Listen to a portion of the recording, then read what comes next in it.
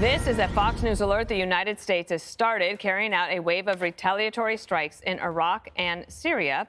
It comes 5 days after a deadly drone attack launched by Iran-backed terror groups that killed 3 American soldiers. Today was the dignified transfer of their remains. Let's go right to national security correspondent Jennifer Griffin. She's got a live update from the Pentagon. Hi, Jennifer. Hi, Dana. Well, at 4 p.m. Eastern, the U.S. began carrying out airstrikes on 6 to 7 locations, I'm told, in both Iraq and Syria. U.S. Central Command just put out a statement in which they said that 85 targets had been struck at those different locations that were used by the Iranian Revolutionary Guard Corps. 125 munitions were dropped. We've reported and we've heard from U.S. defense officials that 2 B-1B Lancer bombers flew from the United States to the region and carried out some of these strikes, targeting, I'm told, multiple targets inside these 6 to 7 locations used by the Iranian proxies. Some of the locations were weapon storage facilities and included underground bunkers, headquarters, command and control nodes that have been used for the Iranian-backed proxies to store their drones and ballistic missiles and fire on those U.S. bases. As we've reported, 166 attacks on U.S. bases since mid-October. The one that turned deadly on Sunday, killing 3 Americans, was the trigger for this response. We're told that this is a campaign that has been drawn up by U.S. Central Command, that it will last for days, and that this is the first round of strikes.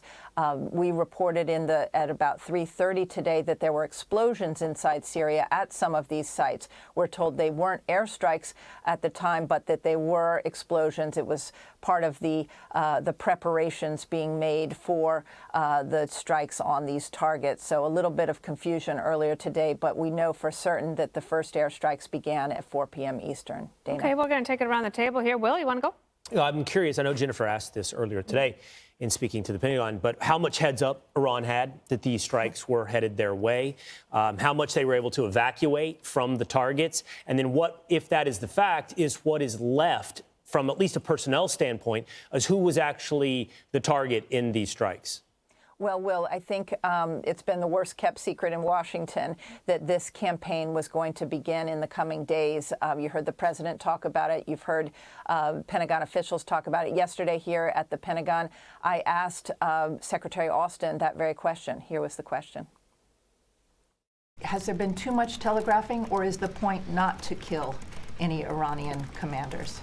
In terms of telegraphing about strikes and whether or not people leave or will have left, I won't speculate on any of that. I would just tell you that we will have a multi-tiered response. So, Will, I think it would be safe to assume that given the time of day when they struck, after midnight local time, and the telegraphing that had taken place, we had seen reports that Iranian Revolutionary Guard Corps commanders had been called back to Iran. I would be very surprised if any of them had been at these bases. There may have been a few people left behind, but not the senior commanders. And I think perhaps that was by design. Again, you've heard the Pentagon and others say that they're not seeking a war with Iran. That's why U.S. officials are ruling out any strikes inside Iran at this time. But again, this is the first salvo. They're hoping that Tehran gets the message without this having to escalate. Great. Judge Pirro. Jennifer, I understand that the United States is saying they're not seeking a war, but at the same time, there are those who believe that if you just hit the proxies in Syria and Iraq, that it's not going to matter to Iran. And that when Iran can separate itself from the proxies, saying, they go rogue, when the truth is the Iran Revolutionary Guard Corps both trains them and pays them, it's kind of disingenuous. And then what is the point of our hitting the proxies? Well, it's a very good question, and certainly this shell game that Iran has been playing in the Middle East by arming and supporting and training these proxies, whether it's in Lebanon with Hezbollah, whether it's these various groups in Syria and Iraq, whether it's the Houthis in Yemen, whether it's Hamas in the Gaza Strip. There is a common thread here, and it is Iran, and it is Tehran. And the U.S. has not figured out a way to put enough pressure on Iran to make it painful enough for them to stop supporting these groups. And in fact, there are some who believe, and this is why it's a very delicate balancing act for the White House National Security Team as well as the Pentagon, is how not to get baited into a war with Iran, because some believe that's what Iran wants, that they wanted Israel to find itself in a war with Hamas and for the U.S. to stumble into a larger conflict. And so that's what people are trying to avoid. But they also believe that by striking 85 targets, as well as a days-long, if not weeks-long campaign, that they can ratchet up the pressure on Iran. They're going to lose a lot of valuable property that their proxies have been using to torment and taunt U.S. bases for the last 3 months. The question one should ask is, what took so long? Of course, it's tragic that 3 Americans were killed, but the U.S. troops sitting in Iraq and Syria have been sitting ducks for months now. Indeed. Jennifer Griffin, thank you so much. We want to get to Mike Tobin. He's in Israel, in Tel Aviv. He's got the latest with reaction there, as I'm sure that they are on heightened alert as well. No, they're always on heightened alert at this stage, Dana. And what I can really confirm for you right now are just some of the locations. We have a source inside of Iraq who says, indeed, there have been multiple targets struck in the area of Al-Qaim, which is at the western border of Iraq, very near Syria. And this following reports throughout the day that the El Mayadeen, the Deir Azur area, the Abu Kamal area were all hit. And these are areas that are kind of near the, some of those cities are just on the banks of the Euphrates River. Al-Qaim is immediately across the border. So a lot of the real estate, at least where a lot of the strikes have been concentrated, is not a whole lot of real estate concentrated into about a 60-mile area. We know that there were other strikes inside of Iraq. The U.S. confirming today that there were some 85 different targets hit by some 125 different munitions. And that is dramatically different from the early reports we heard that some 8 different targets were hit.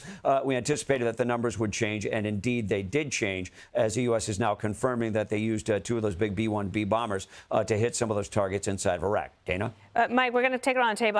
Richard has a question, but let me just quickly ask you, there was talk earlier this week that there was communication about a possible ceasefire in order to get more hostages out. Do you know where that stands at this moment? It stands at the point where Hamas and Islamic Jihad officials met, and they set out a number of their demands. They said you're going to need to see a massive prisoner release. They want to see all Israelis withdraw from the Gaza Strip and a cessation of combat inside of the Gaza Strip. They also want to see some restoration, rebuilding for all the destruction that was done inside of the Gaza Strip. So you have very broad demands, if you will, coming from the leadership of Palestinian Islamic Jihad and Hamas as far as a prisoner release goes. And that puts them very far apart from Benjamin Netanyahu, who says they want to see all of the prisoners released and Hamas dismantled. All right. Richard. Thanks for joining us, Mike. Now, picking up where Dana left off, how does the ceasefire negotiations sort of interplay with this strike and the fact that we now know today that Secretary Blinken will be returning to the region to visit Israel, the West Bank, Qatar, and Saudi Arabia? Well, clearly Secretary Blinken is hitting all of the key players involved in this, particularly when he talks to the Qataris, because the Qataris are the primary avenue to get in and talk to Hamas. He can't discuss with Hamas directly. So the fact that Secretary Blinken is coming here is showing that at least there's an effort to move forward with these hostage release negotiations. But keep in mind, you have to be patient, and unfortunately, you have to be pessimistic. If you look at the example of Gilad Shalit, when he was kidnapped, it took 6 years and 1,000 Palestinian prisoners to get him released. So now you're talking about over 100 that we know that are still alive, or at least we have information that are still alive in Hamas captivity. So you can't be optimistic that you're really talking about more than women and children and elderly being released in this round of talks. All right, Mike Tobin, thank you. I want to get to Rich Edson. He's at the White House with the latest there. Hi, Rich. Hey, Dana, we've just gotten a statement from President Biden, the first we've heard from him since these retaliatory strikes. He notes that he did attend the dignified transfer of the 3 soldiers who were killed in that drone strike over the weekend. And now the response to this, he says this afternoon at his direction, U.S. military forces struck targets at facilities in Iraq and Syria that the IRGC, that's the Iran Revolutionary Guard Corps, and affiliated militia used to attack U.S. forces. He goes on to say that our response began today and it will continue continue at a time and place of our choosing. That's a line that the White House and the administration have been using now for some time. He also says the U.S. does not seek conflict in the Middle East or anywhere else in the world, but let all those who might seek to do us harm know this: if you harm an American, we will respond. The president, as he mentioned, attended that dignified transfer earlier today. He's back home at his home in Delaware today, where we weren't expected to hear much more from him today until he released this statement. There has been plenty of criticism of the White House and the time that it has taken in this response. Several days since the drone attack on early Sunday, you had a number of congressional Republicans saying that it should have been a robust response and one that should have happened shortly thereafter that attack. Senator Lindsey Graham had said earlier today, before the details of this strike came out, that the lapse of time has lessened the impact of deterrence, and by not hitting oil infrastructure in Iran or Revolutionary Guard personnel, you will have failed to make the point. Iran is one of those subjects, one of the many subjects that Republicans and the White House have been at odds over since the beginning of the administration. The White House has tried to get the U.S. back into the Iran nuclear deal. Those attempts have failed. There was the prisoner swap, and you remember the $6 billion that the administration was going to unfreeze for Iranian assets. The U.S. said that that fell apart, especially after the Hamas attack on Israel and Iran's support for Hamas. So this continues to be a point of friction, and we'll get more updates from Capitol Hill as the details come out. Quick question from me, and then the judge and Will. I just have, has the White House called a lid for the day? The White House called the lid a couple of hours ago, which is why this statement was a surprise. Lid, of course, meaning you're not going to hear from the president today. And then, of course, we did. And so as this continues, we may expect to hear more from administration officials and from the White House. All right, Judge Jeanine. You know, it's very interesting to hear the administration say, quote, if you harm an American, we will respond. It appears that they harmed over 100 Americans before the United States responded. And the United States is making it clear that it doesn't want a broader war. I mean, the Republicans obviously don't agree with the stance of this administration. I mean, does anyone think this is really going to change things based upon this kind of tepid response? Yeah, you know, Judge, you look at the nearly 170 attacks on U.S. positions in Iraq and in Syria and now in Jordan since the middle of October. And there has been plenty of criticism about the several attacks that the U.S. has had on positions in Iraq and Syria since those attacks began, and sort of the timeline that it took just for those retaliatory responses, and now what's ostensibly the largest response that we've had to date. The administration has justified its responses in saying that it's trying to maintain deterrence by trying to ensure that this doesn't spread wider, a conflict doesn't spread wider in the Middle East, because you've got Israel fighting Hamas in Gaza. You've got Israel and Hezbollah on the Lebanon border going back and forth. You've got the Houthis in Yemen attacking shipping in the Gulf of Aden and in the Red Sea. And now you've got all of these attacks on American positions on the Middle East. But the Republicans have argued, and those like Senator Lindsey Graham have argued, that unless you have something that is really robust and shows that you mean business, you're not showing that. In fact, you're only inviting more of these attacks. Jetson at the White House, thank you. And if they pop the lid again, let us know. Let you know. Okay. Take it around the table here, Judge. You know, what's interesting about all of this is that the United States, as in my last question to Rich, is the United States is not going to respond. It's not by going into Tehran. OK, when Donald Trump was president, he took out Soleimani, who was the head of the Iran Revolutionary Guard Corps.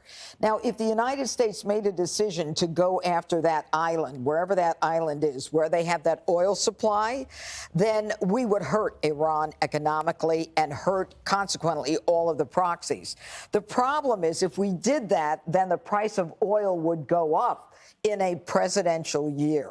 So, you know, the administration, again, is in this schizophrenic, like, we're going to let Iran sell oil in the open market. We're going to let them eat the billions of dollars that they got from our hostage exchange. But we're going to warn them not to touch Americans. But only after they touch 100 and then kill 3 will we respond. It's a schizophrenic. It's not clear what we're willing to do.